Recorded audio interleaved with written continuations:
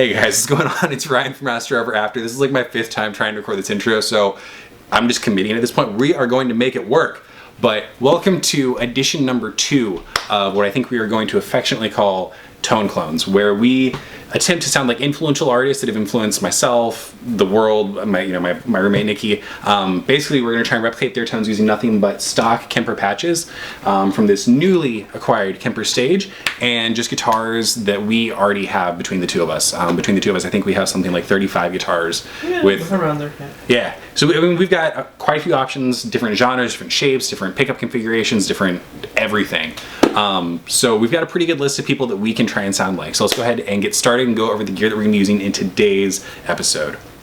So today's episode, as I'm sure you guys actually saw from the title, is going to be Rival Sons. So the gear that we're going to be using for this are basically a super fuzzed out patch of an orange, which I'll show you guys here in just a second. And then for the guitar, we have this lovely Schecter Ultra 3. I think this is 2000, like an early 2000s model, because this one actually has the neck through construction. If you guys try and buy one now, they are all bolt-on. A little bit cheaper, but also it's a bolt-on. Yeah, they have the blue ones. So this is definitely a cool one that you guys can't get anymore. But really, main aspects of this guitar to keep in mind are it is all mahogany. Got a mahogany neck and then a rosewood fretboard before that band happened, so lucky there. We've got a Powertron Plus in the bridge position, and then good old-fashioned Bigsby. I mean, Scott is known for using everything from Gretches to Jazz Masters to, you know, really anything to get his hands on the Firebird, so he loves everything to do with like mini humbuckers and kind of that Tron style pickup. So hopefully this will get us pretty close to sounding like Scott Holiday from Rival Sons. One more thing I should mention is we are just going to be saying on this bridge pickup, this switching right here is all disengaged, so it's literally just going to a volume knob down here, 3-way toggle down below. So just keeping everything simple, and let's see how it sounds.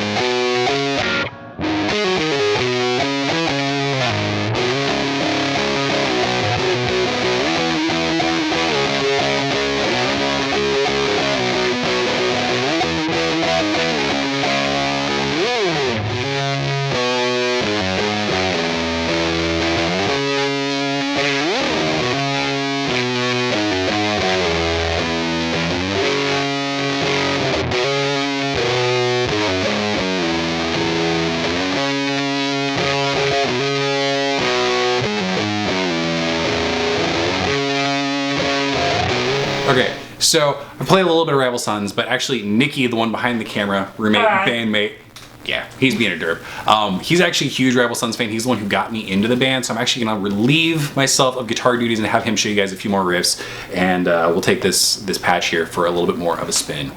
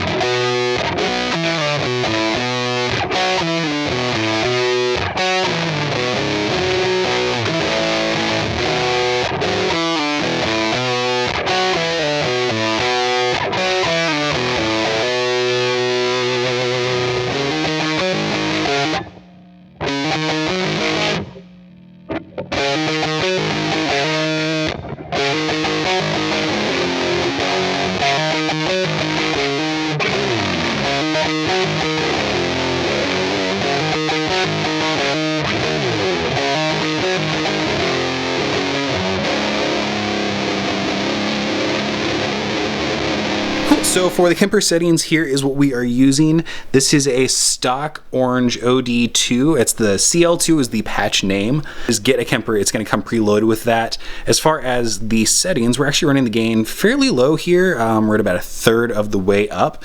We've got a little bit of a drop in the bass, 4.7. The mids are boosted a little bit, +5. We're doing +4 on the treble, and the presence is up at about 2.5 to 3. And then master volume pretty low, but not that really matters for Kempers like it did on actual tube amps. I'm not gonna lie, with this one we had a little bit of a hard time trying to nail that kind of vintage broken up tone. So we ended up running a couple of fuzzes and overdrives kind of in tandem that we have hooked up to the switch right here, so we can kick them all on and off at the same time, basically to try and replicate some of that. So just to walk through everything, the first one we have is, get that on there, we have a green scream with just a little bit of a drive, 2.2, tone 3.5. The mix is actually lowered a little bit to help not kind of do too much gain. It's really to just kind of blend them all together. And then just a little bit of a volume boost. The green scream is basically going to be your like TS9 kind of tube screamer right there. Next, the second one is going to be a muffin. So it's going to be a big muff right there. Not much drive. This one we're using a little bit more for tone and compression. And we've got this one, this mix is a lot higher too, up at about 87%. Then after that, going into probably one of the most signature Scott Holiday kind of sounds, is he would usually use a Pog, like a micro Pog. But in here we have this harmonic pitch shift. We've got an octave down and then an octave up. And then with this one, it was kind of tricky. We ended up having to go really high on the balance and then the mix pretty high as well. Otherwise, it was sounding too bassy. So trying to do any sort of pitch shifting on a Kemper is a little tricky, if you ask me. It's not as intuitive as, say, like a Pog or a sub and up or something like that.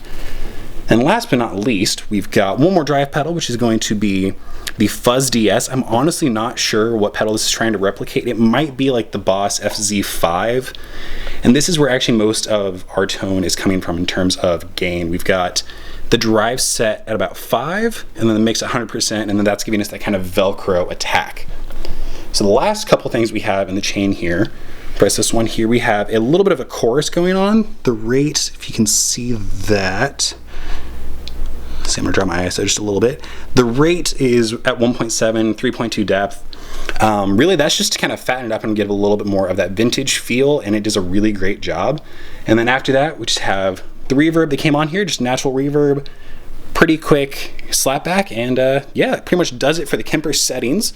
So that's gonna wrap it up for this one, guys. I hope you guys enjoyed, learned something useful if you have a Kemper. Honestly, let me know in the comments section if you guys have tried anything else, try and get a tone like this, or if you have any tips for for doing. I think we got pretty darn close, you know, all things considered. We're just kind of going for like an overall Rival Sons tone instead of specific songs. Obviously we could probably dial it in. The older stuff I think is a little bit drier. The new stuff sounds a little bit just kind of wetter if you're thinking about like Feral Roots or anything, well, basically anything off that album.